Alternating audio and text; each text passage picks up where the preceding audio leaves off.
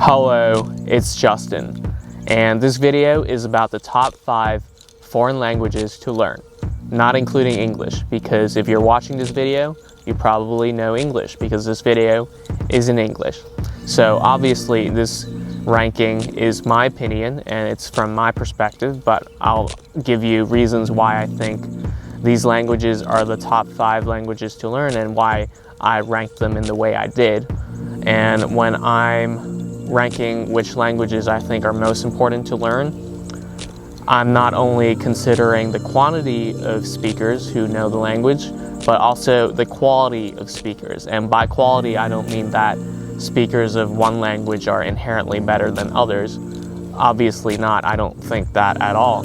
But it is a fact of life that some countries are disproportionately influential globally, and some countries are much more influential than others, even though the other countries might have a bigger population. So it's not just the quantity of speakers, but also how influential the people who speak it are, and how often you might need to interact with them, and how many opportunities you might get from learning that language and knowing that language. So let's start with number 5. The 5th spot is Russian. So Russian is very important because Russia is a global power along with America and China.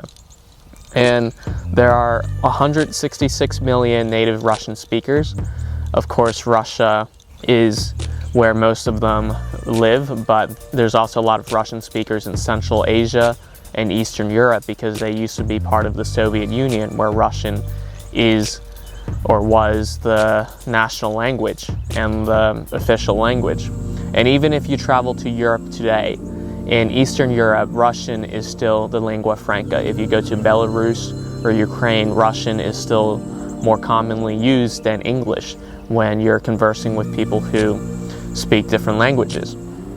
And even in Central Asia, it's somewhat like that as well. I've never been to Central Asia, but they used to be part of the Soviet Union, and Russian is used as a lingua franca there.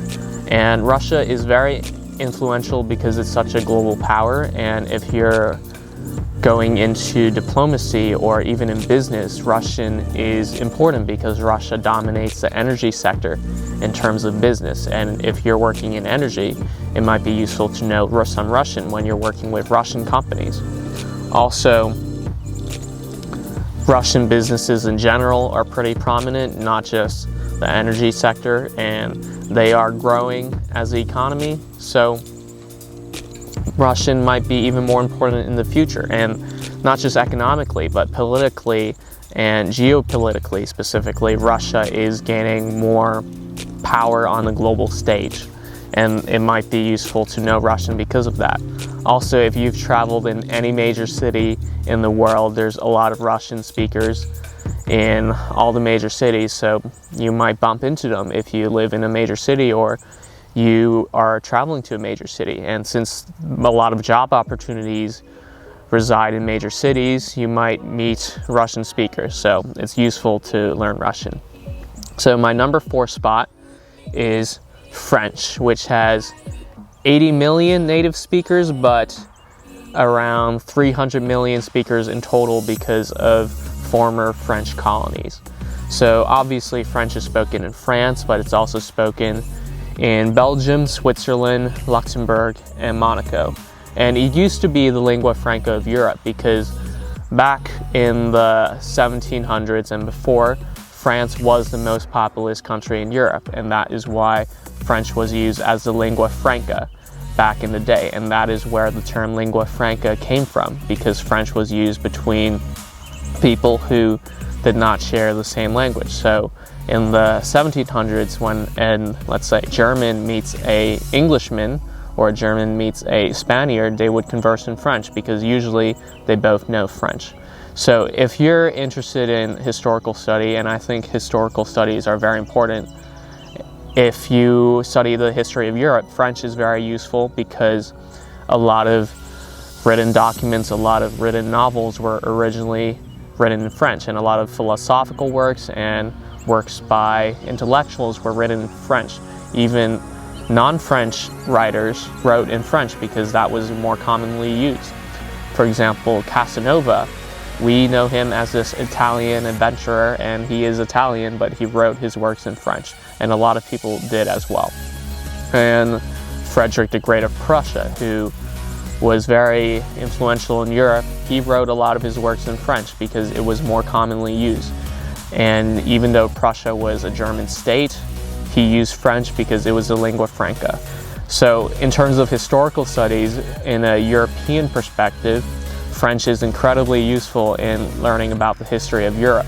It's also widely spoken in Africa, especially in West Africa, because of former French colonization.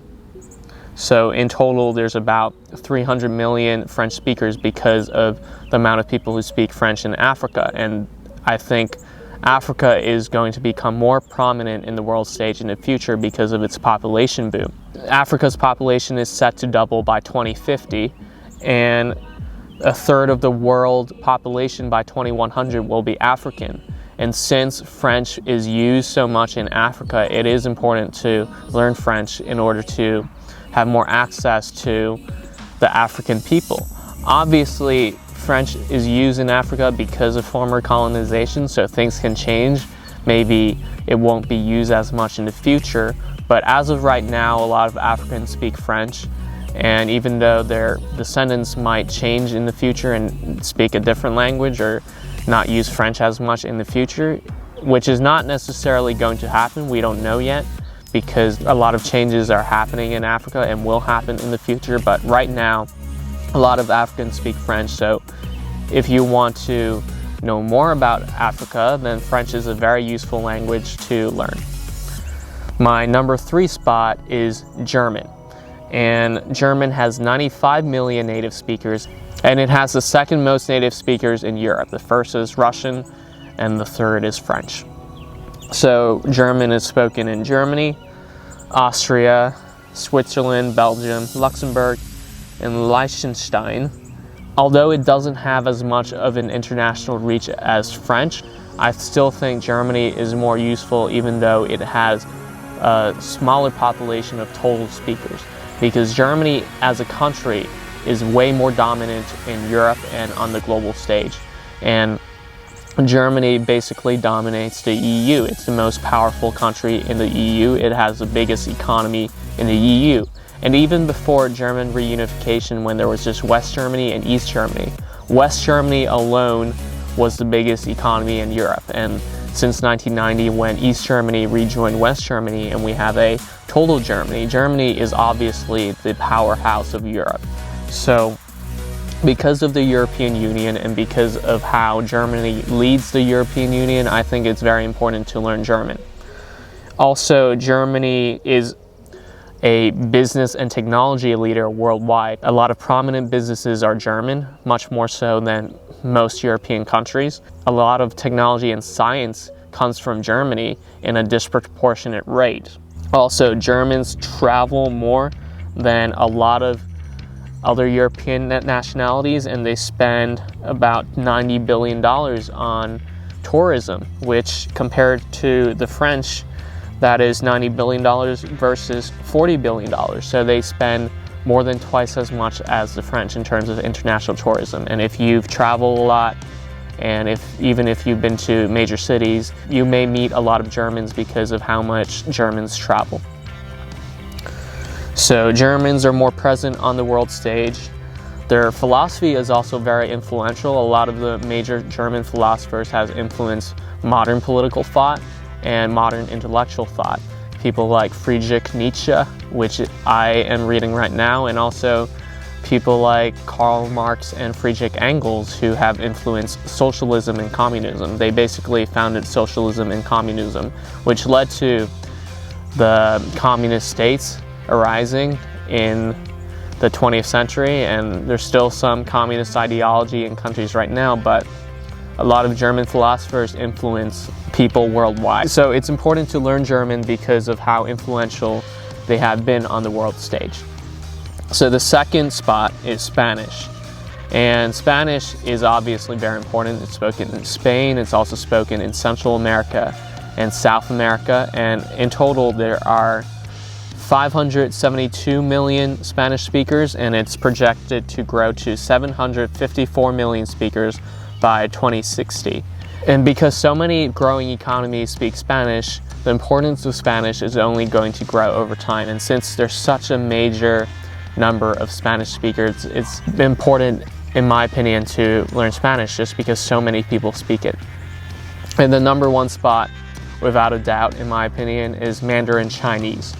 With 1.3 billion native speakers, it is a very important language to learn. It has the most native speakers in the entire world. And learning Mandarin Chinese is not just about because of how many people speak it, it's also because the people who speak it are very influential and are going to be even more influential in the future, because China is a global power along with America and Russia, and its power on the global stage is growing by the day and growing exponentially since it opened up in the 1970s with the reforms of Deng Xiaoping, and China has been on a growth trajectory ever since. In terms of business, economic, military, technological, and political power, China is growing even faster on the global stage.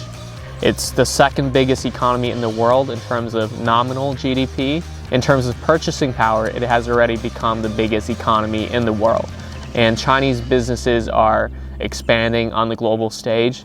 You might not see them as much in America because of restrictions, but if you travel in other parts of the world, you can see how influential and prominent Chinese companies are. If you go to Europe, for example, you see Chinese companies and Chinese brands in major tourist destinations in major parts of cities. There's a growing influence from China that it's exerting around the world.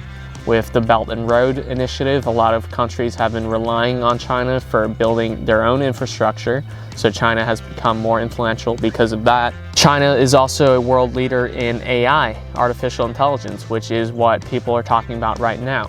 China is a scientific and technological leader. It exerts a lot of influence worldwide. If you live in America, you won't see that as much because the government restricts a lot of Chinese companies, but if you travel to other parts of the world, Europe, Africa, Southeast Asia, whatever, you'll see how prominent Chinese companies have become in such a short amount of time, and it's only going to grow in the future. So that is why I think Mandarin Chinese is the most important foreign language to learn.